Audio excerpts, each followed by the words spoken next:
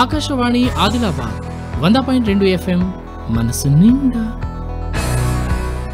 2020 సంవత్సరము ప్రతి ఒక్క వ్యక్తికి, ప్రతి ఒక్క దేశానికి మర్చిపోనటువంటి అనుభవం ఇచ్చినటువంటి సంవత్సరమే 2020.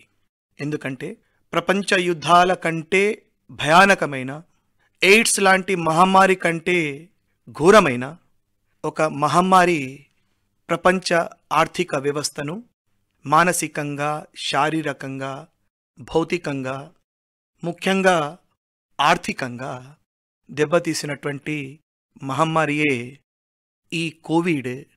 ఆర్థిక పరిస్థితి పూర్తిగా చితికిపోయినటువంటి పరిస్థితి. పనిచేద్దామనేటువంటి శక్తి ఉన్నా పని చేయలేనటువంటి నిస్సహాయత, ఆకలితో అలమటించి ఆరోగ్యము పాడైపోయి కొన్ని లక్షల మంది ప్రపంచ స్థాయిలో మరణం పొందడం అనేటువంటిది చాలా బాధాకరమైనటువంటి విషయము. అలాంటి సందర్భంలో మన గౌరవ ప్రధానమంత్రి మానసికంగా, ఆర్థికంగా సహాయపడాలనేటువంటి ఉద్దేశంతో ఏర్పరిచినటువంటి పథకమే ఆత్మనిర్భర్ భారత్ అభియాన్ పథకము. సాధారణంగా మన దేశంలో చాలా తక్కువ మంది ఉన్నత వర్గం కింద ఉంటారు ఆర్థికంగా. కానీ చాలామంది వ్యక్తులు కుటీర పరిశ్రమ, అలాగే సూక్ష్మ, చిన్న, మధ్య తరగతికి సంబంధించినటువంటి పరిశ్రమలే కానీ, లేదా వ్యాపార రంగాలపైననే కానీ, లేదా కార్మికులు, మధ్యతరగతి, అలాగే వివిధ రకాలైనటువంటి పరిశ్రమలపైన ఆధారపడినటువంటి ప్రజానికం ఉంటుంది. ప్రతి రంగము అన్ని విధాలుగా ఈ కరోనా మహమ్మారి ద్వారా నష్టపోయినటువంటి సందర్భంలో self reliant, self sufficient India అంటే స్వీయ ఆధారపడము, అలాగే స్వయం ప్రతిపత్తి అనే ఒక ముఖ్య ఉద్దేశంతో మన ప్రధానమంత్రి గారు ఈ ఆత్మనిర్భర్ భారత్ అభియాన్ అనే పథకాన్ని ప్రజల ముందుకు తీసుకురావడం జరిగింది. ఒక తండ్రి ఒక పిల్లవాడిని నడక నేర్పాలంటే ఆ తండ్రి తన ఒళ్ళో ఆ పిల్లవాడిని ఎత్తుకున్నన్ని రోజులు ఆ పిల్లవాడు నడవలేడు. అయ్యో నడుస్తే దెబ్బలు తగులుతాయనే భావన ఉన్నప్పుడు నడవనివ్వకుండా తన ఒళ్ళోనే పెట్టుకుంటే ఆ పిల్లవాడు ఎప్పటికీ కూడా నడవలేడు. కాబట్టి మొదటగా ఆ పిల్లవాడికి నడక నేర్పేలో భాగంగా తన వేలును ఇచ్చి వాడికి నడక నేర్పడం జరుగుతుంది. దాని తర్వాత ఆ వేలును కూడా అందించకుండా తన కాళ్ళపైన తానే నిలబడే విధంగా ఆ పిల్లవాడిని తయారు చేసేటువంటి ఒక ఉన్నతమైనటువంటి భావన ఆ తండ్రికి ఎలానైతే ఉంటుందో ఈ ఆత్మనిర్భర్ భారత్ అభియాన్ యొక్క లక్ష్యం కూడా అదే. ప్రజలు ప్రతిసారి ప్రభుత్వాలపైననే ఆధారపడకుండా ఎవరో ఇస్తారు, ఏమో చేస్తారు అనే భావన కాకుండా స్వయం ప్రతిపత్తి, స్వీయ ఆధారపడము. సాధారణంగా మన సమాజంలో యువతకు ముఖ్యంగా ఏముంటుంది కదంటే, నేను ఇంత చదువుకున్నాను, నాకు ప్రభుత్వం ఏమి ఉద్యోగం ఇవ్వడం లేదు అనేటువంటి ఒక న్యూనతాభావం అనేటువంటిది కలుగుతుంది. 130 కోట్ల ప్రజానీకం ఉన్నటువంటి ఈ దేశంలో ఎంతమందికి ప్రభుత్వం అనేటువంటిది ఉద్యోగాన్ని కల్పిస్తుంది? కాబట్టి ఒక ప్రభుత్వము పైన ప్రతిసారి ఆధారపడకుండా ప్రజలారా మీకు మేము ఉన్నామనే ఉద్దేశంతో ఒక స్వీయ ఆధారపడము అనే భావనతో ఏర్పాటు చేసినటువంటి పథకమే ఆత్మనిర్భర్ భారత్ అభియాన్. దీన్ని మొదటగా మే 12, 2020 సంవత్సరంలో ఈ ఆత్మనిర్భర్ భారత్ అభియాన్ 1 అనే పథకాన్ని ప్రవేశపెట్టి, దాని తర్వాత ఒక 2 నెలల తర్వాత భారత్ అభియాన్ 2వ పథకాన్ని ప్రవేశపెట్టి, నవంబర్ 12వ తారీఖున ఆత్మనిర్భర్ భారత్ అభియాన్ 3 అనే పథకాన్ని ప్రవేశపెట్టడం ద్వారా ప్రజలలో ఆర్థికంగా అభివృద్ధి చెందే విధంగా కొన్ని ప్రణాళికలను ఏర్పాటు చేయడము జరిగింది. అందులో మొదటగా ఈ పథకం కింద దాదాపు 20 లక్షల కోట్ల రూపాయల నిధిని ఏర్పాటు చేయడం అనేటువంటిది జరిగింది. ఈ పథక ముఖ్య ఉద్దేశం ఏమంటే, నగదు రూపంలో ఆర్థిక సహాయం అనేటువంటిది చేయడం కాదు, నగదు బదిలీ పథకాలు ఏవి కూడా కావు ఇవి.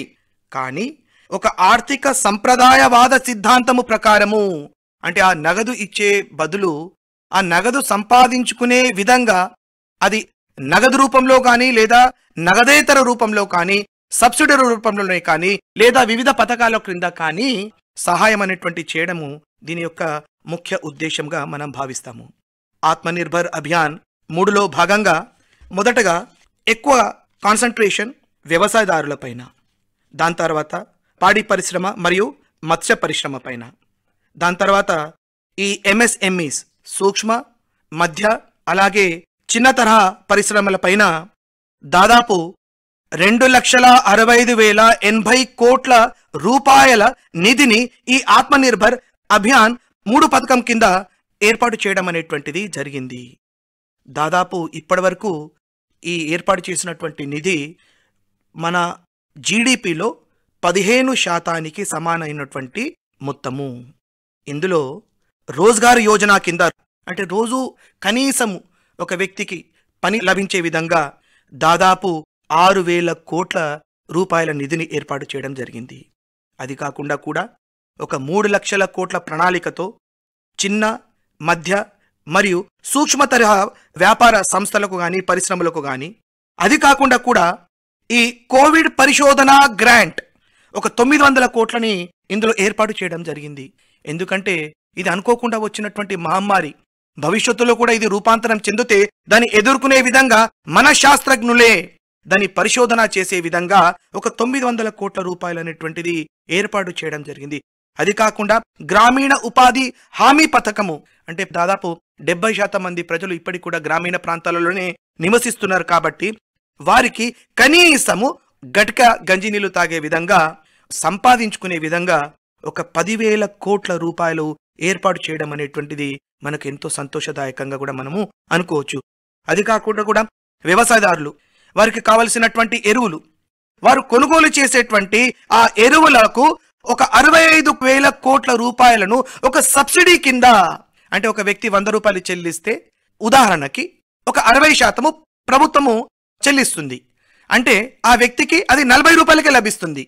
అంటే 60 రూపాయలు ఆ వ్యవసాయదారుడికి అందించడం జరగదు, కానీ 60 రూపాయల విలువ చేసేటటువంటి ఒక ప్రతిఫలం అనేటువంటిది సబ్సిడీ రూపంలో ఆ వ్యవసాయదారుడికి అందించడం అనేటువంటిది జరుగుతుంది.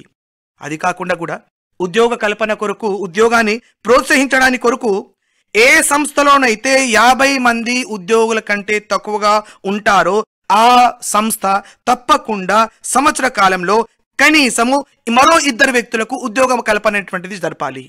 ఏ సంస్థలోనైతే 50 కంటే ఎక్కువగా ఉద్యోగులు ఉంటారో ఆ సంస్థలో కనీసము ఒక 5 మందికి ఉద్యోగ కల్పన ద్వారా ఎవరైతే ఉద్యోగాలు కోల్పోయారో వారికి ఉద్యోగం లభించే విధంగా ఈ పథక రూపకల్పన అనేటువంటిది జరిగింది. సాధారణంగా ప్రైవేట్ సంస్థలలో పబ్లిక్ ప్రావిడెంట్ ఫండ్ అంటాం, ఈపీఎఫ్ ఎంప్లాయీస్ ప్రావిడెంట్ ఫండ్. ప్రభుత్వ ఉద్యోగులకు గవర్నమెంట్ ప్రావిడెంట్ ఫండ్ ఇస్తుంది, కానీ ప్రైవేట్ ఉద్యోగులకు ఒక ప్రావిడెంట్ ఫండ్ స్కీమ్ లో వారు చేరుతారనమాట. అందులో 12% ఒక ఉద్యోగి తన సంపాదించేటువంటి మొత్తంలో, అలాగే అదే సమానమైనటువంటి యజమాని కూడా ఆ ఉద్యోగి పేరు పైన ప్రావిడెంట్ ఫండ్ డిపార్ట్మెంట్ లో పొదుపు చేయడం అనేటువంటిది జరుగుతుంది. కాబట్టి సంపాదననే లేదు. అలాంటి సందర్భాలలో పొదుపు అనేటువంటిది ఎవరికి కూడా ఆలోచన రాదు. కానీ పొదుపులు అనేటువంటి ఒక దేశ ఆర్థిక వ్యవస్థ పైన చాలా ప్రభావం కలుగుతుంది. ఆ పొదుపు అనేటువంటి పథకం నుండి వారు ఎక్కడ బయటకు వస్తారనేటువంటి ఒక ఉద్దేశంతో ప్రభుత్వము ఈ భారత్ అభియాన్ 3లో భాగంగా ఆ చెల్లించేటటువంటి 24% ఈపీఎఫ్, ఇది చాలా ప్రత్యక్షమైనటువంటి ప్రతిఫలం. ఎందుకంటే 15,000 కంటే తక్కువ ఉన్నటువంటి ఉద్యోగులు మన దేశంలో చాలా మంది ఉంటారు. కాబట్టి వారికి దాదాపు 24% ప్రావిడెంట్ ఫండ్ డిపాజిట్ అనేటువంటిది కేంద్ర ప్రభుత్వం చేస్తుంది. అది కాకుండా కూడా ఎవరైతే అక్టోబర్ 1, 2020 తర్వాత ఉద్యోగాలు వస్తారో వారికి కూడా ఒక సబ్సిడీ రూపంలో ఈ ప్రావిడెంట్ ఫండ్ అనేటువంటిది ఏర్పాటు చేయడము చాలా సంతోషదాయకంగా మనము భావించవచ్చు. అది కాకుండా చివరగా గరీబ్ కళ్యాణ్ రోజ్గార్ అభియాన్ కింద కూడా ప్రతి ఒక్క వ్యక్తికి కనీసము ఆర్థిక పరిపుష్టి కలగాలనే ఉద్దేశంతో ఏర్పాటు చేసినటువంటి ఈ పథకాన్ని మనం తప్పకుండా తెలుసుకోవాలి. మరియు మన ప్రభుత్వ వ్యవస్థలో ఉన్నటువంటి అధికారులు కూడా చిట్ట చివరిలో ఉన్నటువంటి ప్రతి ప్రజానీకానికి మనస్ఫూర్తిగా వారికి అందించే విధంగా పాటుపడి ఈ దేశ అభివృద్ధి కొరకు తమ వంతు కర్తవ్యంగా కృషి చేస్తారని ఆకాంక్షిస్తున్నాను. ఆకాశవాణి ఆదిలాబాద్ 100.2 FM మనస్సు నిండా.